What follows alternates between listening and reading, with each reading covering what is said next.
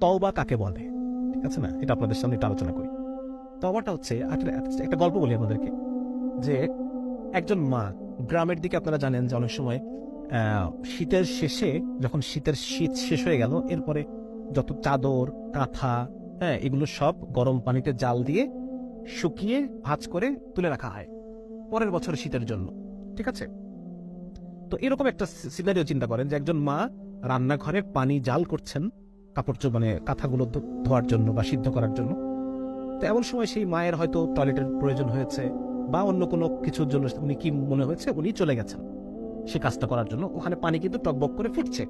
এমন সময় তার 2 বছর বয়সী বাচ্চা, সে টুকটুক করে হাঁটতে হাঁটতে হাঁটতে হাঁটতে এসে সেই গরম পানির মধ্যে পড়ে গেছে, পড়ে গিয়ে মরে সিদ্ধ হয়ে ভাসতেছে, ঠিক আছে। এখন ওই মা রান্নাঘরে প্রথম পা দিয়ে চুলার দিকে, মানে ওই পাতিলের গরম পানির যে পাতিল, সেই ডেকচি, সেদিকে তাকিয়ে এই মায়ের প্রথম ফিলিংসটা কি হবে? এই মায়ের প্রথম ফিলিংসটা কি হবে? হ্যাঁ, হায় আমি কি করলাম, ঠিক না? এই মায়ের এই চুলার দিকে তাকিয়ে তার প্রথম যে ফিলিংস, হায় আমি কি করলাম, এটাকে বলে তওবা। দিস ইজ তওবা। হ্যাঁ, এই মা তার বাকি জীবনে যদি আরো 80 বছর বাঁচে, সে আর কোনোদিন ওই দরজা খোলা রেখে যাবে না। আল্লাহ তাআলা যদি এরপর তাকে আরো 100 সন্তানও দেন, ওই 100 সন্তানের ক্ষেত্রে সে আর কোনোদিন দরজা খোলা রেখে, গরম পানি চুলায় রেখে, রান্নাঘরের দরজা খুলে রেখে সে আর কখনো সেখান থেকে বের হবে না। বের হবে?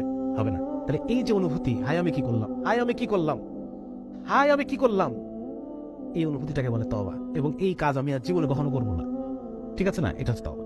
তো আমার এই তওবা, এই অনুভূতি, আমি যদি আল্লাহর সাথে, যতবার আমার গুনাহ হবে আমি আল্লাহর সাথে অনুভূতি করি, আল্লাহ তাআলা আমাকে মাফ করে দেবেন। এবং আলেমরাই কথা বলেন যে বান্দার মধ্যে এই তওবার অভ্যাস আছে, আল্লাহ তাআলা একটা সময় তাকে গুনাহ ছাড়িয়েই দেবেন ইনশাআল্লাহ তাআলা। আল্লাহ তাআলা আমাকে ছাড়ার পরিবেশ তৈরি করে দেবেন, ছাড়ার পরিবেশ তৈরি করে দেবেন, আমার জন্য গুনাহ করাকে কঠিন করে দেবেন। আমরা দোয়া করবো আল্লাহর কাছে, আল্লাহ আপনি আমার জন্য নেক আমল করাকে সহজ করে দেন, গুনাহ করাকে আমার জন্য কঠিন করে দেন, যেন আমি গুনাহ করতে না পারি।